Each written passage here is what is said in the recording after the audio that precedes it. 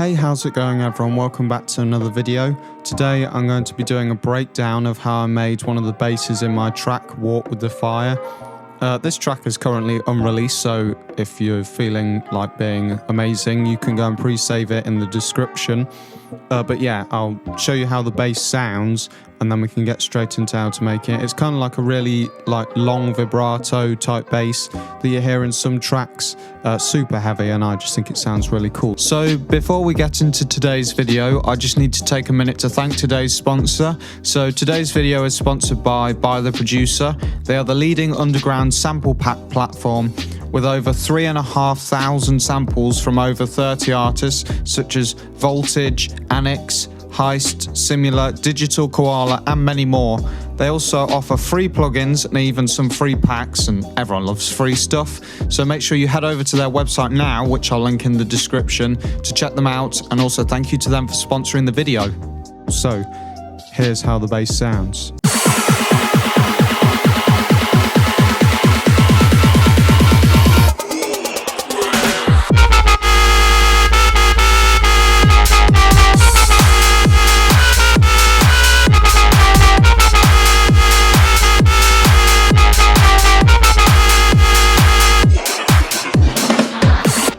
Yeah, so you get the idea. So this is inside of Serum, so I'll just open up a new project and then we can get straight into how I made this bass.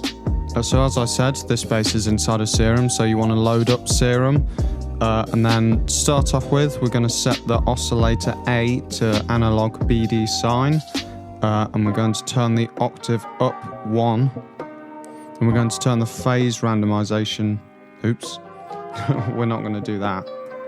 We're going to turn the phase randomization down and then set the phase to 144 degrees. And then we're going to turn on the bend plus on here. And you can see that as we turn that all the way up, it bends the waveform in the middle. And yeah, we're going to turn that all the way up for this sound. So next up, we're going to turn on oscillator B and set it to bipole harmonic. I don't even know if that's how you say it. Then we're going to turn down the phase randomization and turn the oscillator up 1 octave. And then next up, we're going to turn the levels down on both oscillators A and B. And we're going to make this shape on the LFO1. If you didn't get what I did there, if you just double click in the LFO box, it will add another dot like that. And we want to add another dot and drag it all the way over there. And then we want to set this to envelope mode and make sure it's on 1/4, but that's the default setting for it to be on. And then we're going to assign we're going to assign LFO1 to the levels on oscillators A and B. And this is how it should sound so far. So kind of a bit weird at the moment. Nothing like the end product, but we'll get there eventually. So we're going to turn on the filter section and make sure you turn it on for A and B. And then we're going to set the cutoff to about 200 Hertz. And then we're going to assign LFO1 to the cutoff on the right hand side, just like that. And set that to 28. And then we're going to set the resonance up to 50%.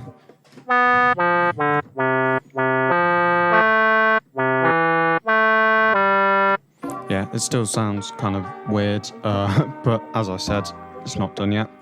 So next up, we're going to turn on the sub, and we're going to turn this down 2 octaves, and then we're going to assign LFO1 to the level on the sub. And then the next part, well, here's what we've got so far. And then we're going to make the shape on LFO2.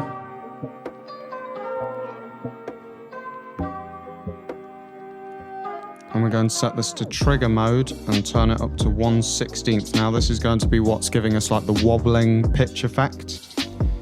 So we assign this to the fine tune on oscillators A and B, and we're going to set it to 25 on both of them.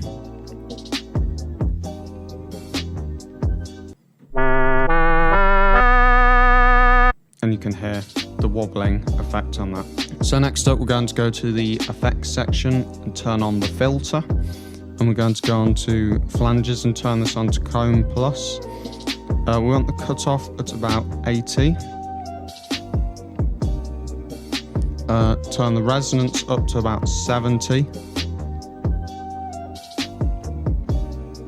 And the drive up to about 25%. And also we want to turn the mix down to about 30%.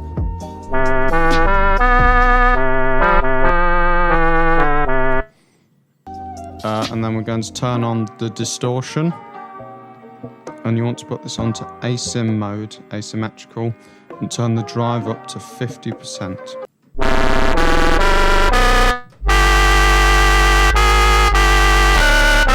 And you can hear it's getting a lot closer now.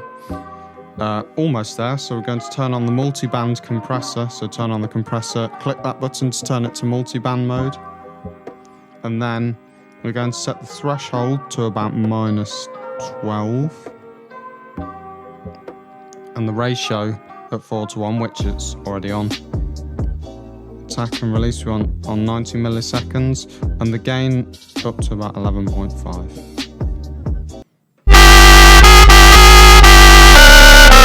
Actually, I'm going to turn.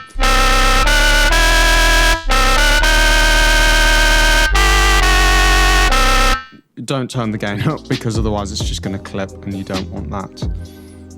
So, for the effects, as always, what I've done here, well, yeah, I'll say as always, I've only shown this in a couple of other tutorials.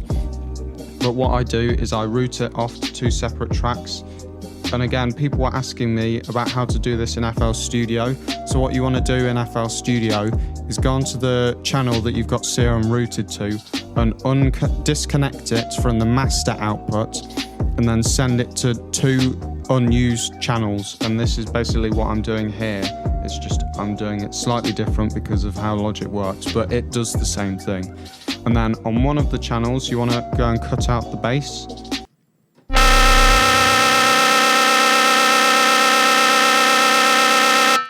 You want to remember what the frequency is that you've gone up to, and then if you go onto the other channel and do the same, I've forgotten what it was on, to be fair, 192.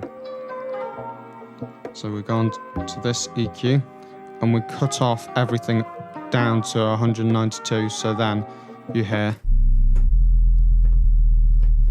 if you're just listening on a phone you probably can't hear that, but it's all the low end. And this means that you can process them separately, which is good for adding reverb and stuff. So, I'm going to name these just to make life easier. So we've got bass low and bass high. And then on the high bass, all I've done for this is I've added Serum effects. And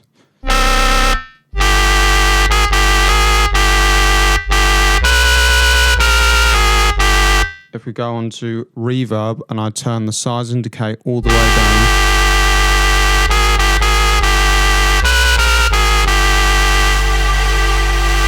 and as you can hear, you can mess with this to get it to where you want it.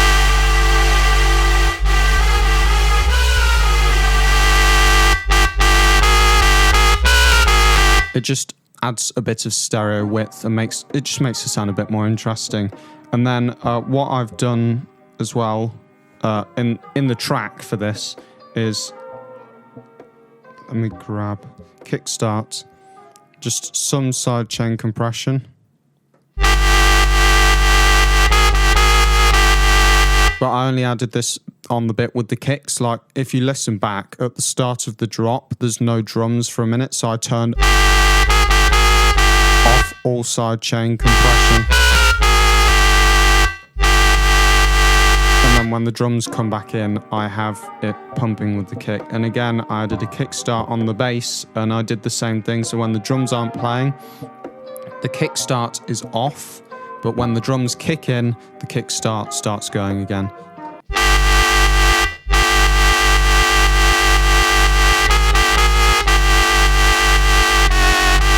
And yeah, that's how the bass sound should end up if you followed along and done everything the same way as me.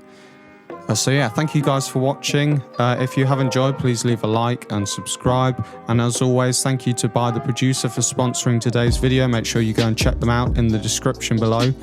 And yeah, thank you very much for watching, and I'll see you guys in the next one. Goodbye.